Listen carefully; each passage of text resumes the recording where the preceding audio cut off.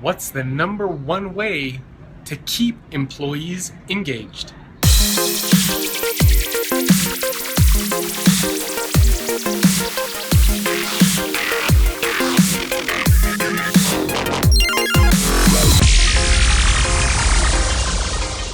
Hello everyone, welcome to another episode of The Future in 5. My name is Jacob Morgan. This is where I share my thoughts, ideas, and commentary on the future of work in 5 minutes or less.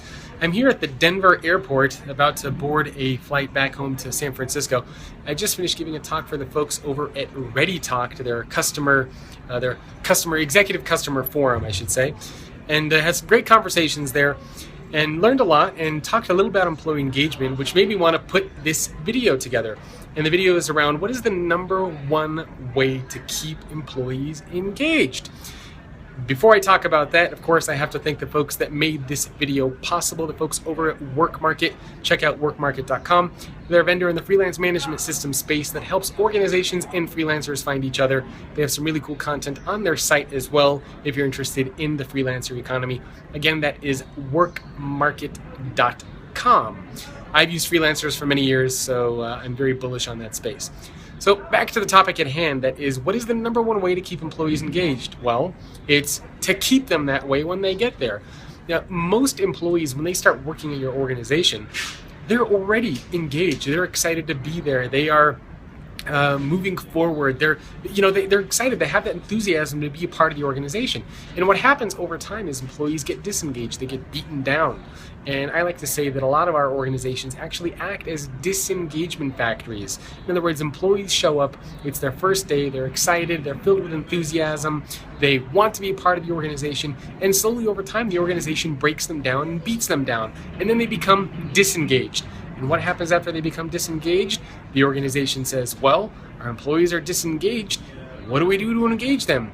And we have this cycle of employees are happy, we beat them down, we make them happy, we beat them down, and we make them happy. And it feels a little bit like manipulation. So the best way to keep employees engaged is keep them that way when they start. In other words, when they get to your organization and they're filled with enthusiasm and that excitement, you want to keep that there.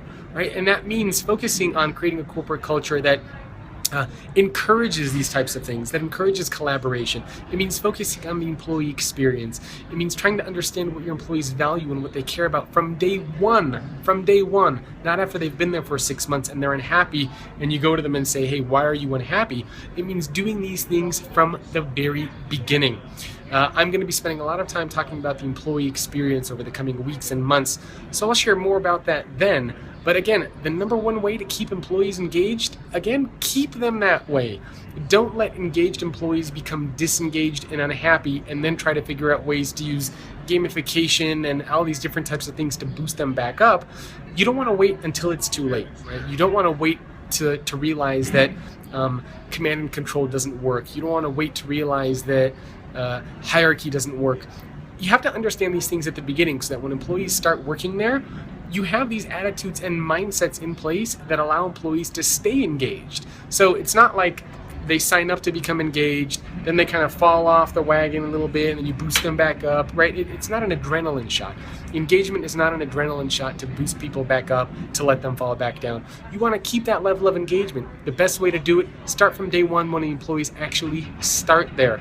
Listen to the employees early. Give them the tools and resources they need early. Enable flexible work programs early.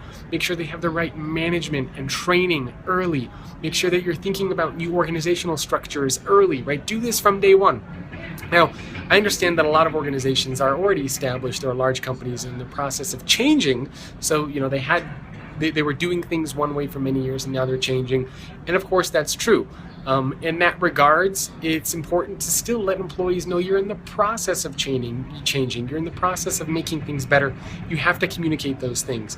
But I think the most valuable thing that our organizations can do is to capture that enthusiasm and that engagement that employees have from day one and make sure they don't lose it. Don't let them lose it and then figure out how to bring it back, because that is not as effective. Curious to hear what you think. Leave me a comment below.